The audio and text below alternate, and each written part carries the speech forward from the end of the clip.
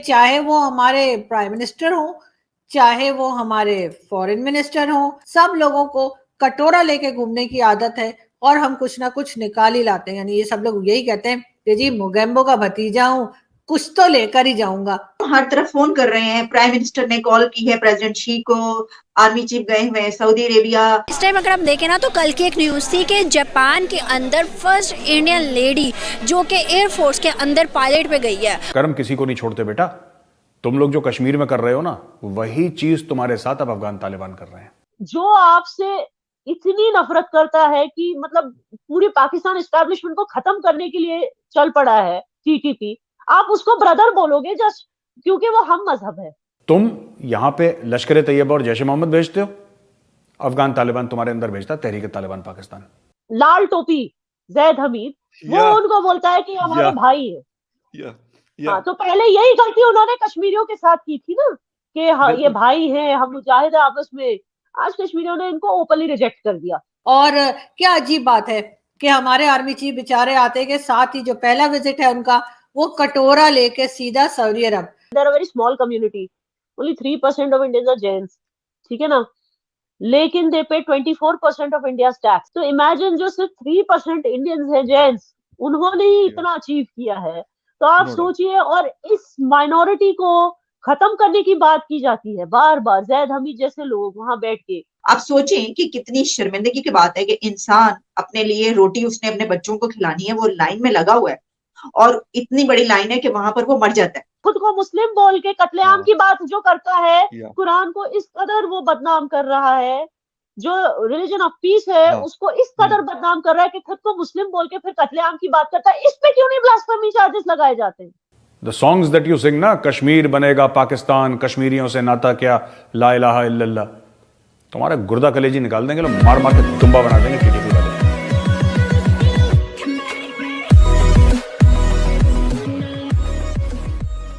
नमस्कार दोस्तों, आरजू काज़मी बस अब यही कहना चाहती है कि भाई इंडिया के साथ कितने भी रिलेशन आप खराब कर लो, नुकसान तो आपका ही होगा, मतलब पाकिस्तान का ही होगा। अब देखिए 1947 से लेकर अब तक पाकिस्तान ने कई बार ऐसी ट्राई की है कि भाई इंडिया को कई टुकड़ों में डिवाइड किया जाए। तो उसमें सबसे बड़ा मॉडल था खालिस्तान। हालांकि 1971 के बाद ये जो सारी चीज़ें हैं उसमें स्पीड आ गई। वो नॉर्थ ईस्ट में भी करवा रहे थे, खालिस्तान में भी करवा रहे थे। उसके अलावा और भी कई सारे एरियाज़ हैं जिसमें ये सेपरेटिस्ट मूवमेंट को, कश्मीर तो है ही है, था, अब नहीं है।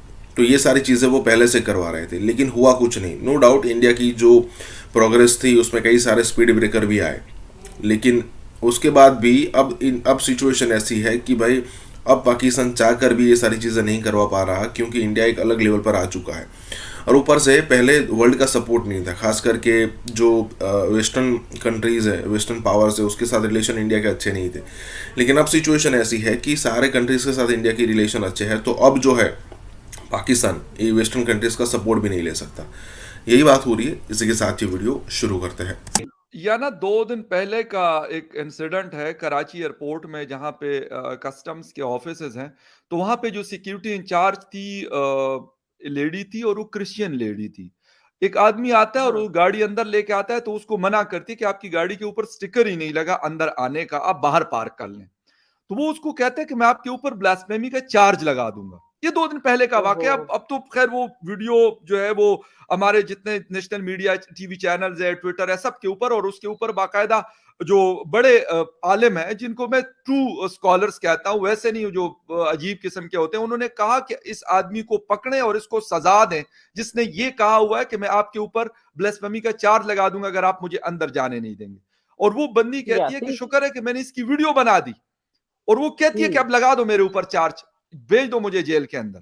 वो फिर माफिया मान रहे, कहते नहीं, ये नहीं, ये हालत, ये कोई तरीका है कि आप गाड़ी आपके अंदर नहीं जाने दे रहे तो आप ब्लास्फेमी चार्जेस लगा दो।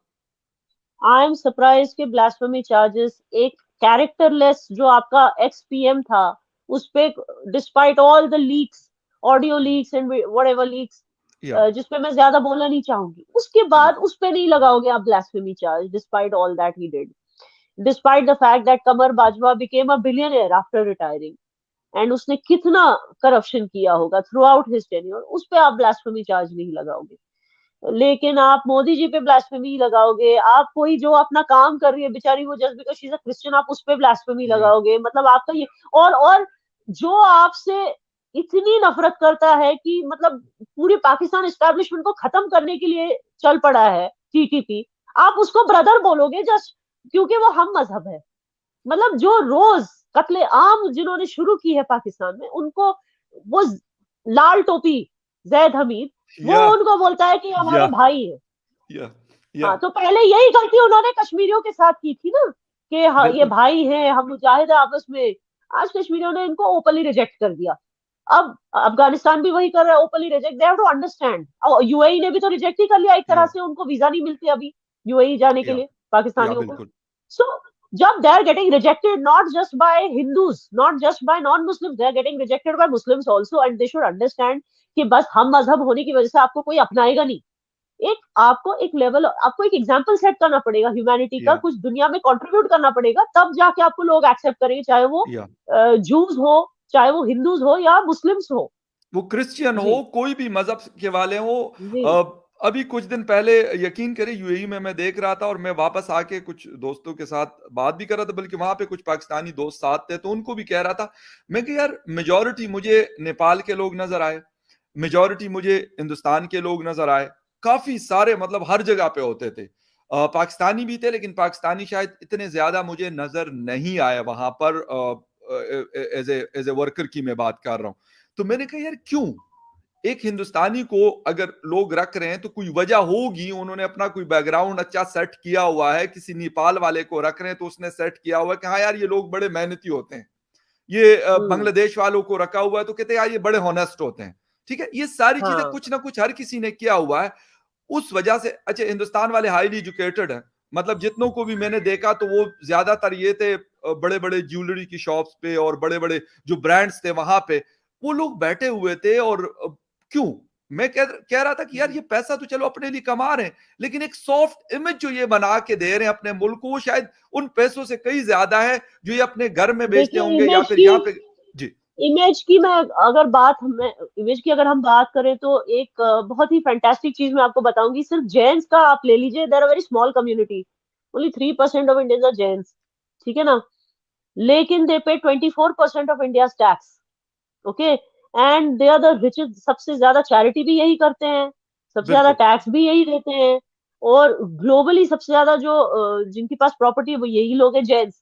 तो इमेजिन जो सिर्फ 3% इंडियंस है जैन्स, उन्होंने ही इतना अचीव किया है। तो आप नो डाउट। सोचिए, और इस माइनॉरिटी को खत्म करने की बात की जाती है बार बार। जैद हमीद जैसे लोग वहां बैठ के बोलते हैं कि हिंदू खुश पे एक एक हिंदू को मारना चाहिए। हाँ, वो मैं कल आप कहीं मैं भी देख रहा था कोई वीडियो, मैं तो यकीन करे मेरा दिमाग घूम गया कि यार ये किस किस्म की बातें कर रहा है ये आदमी। क्या आप किसी जीने का हक नहीं छीन सकते? वो बेशक कोई भी मुझे मजहब है, बताइए, आपका इस कोई भी पे मजहब। ब्लास्फेमी, इस पे क्यों नहीं ब्लास्फेमी करते? एक खुद को मुस्लिम बोल के कत्लेआम हाँ की बात जो करता है, या कुरान को इस कदर वो बदनाम कर रहा है, जो रिलीजन ऑफ पीस है हाँ उसको इस कदर बदनाम कर रहा है कि खुद को मुस्लिम बोल के फिर कत्लेआम की बात करता है। इस पे क्यों नहीं ब्लास्फेमी चार्जेस लगाए जाते हैं?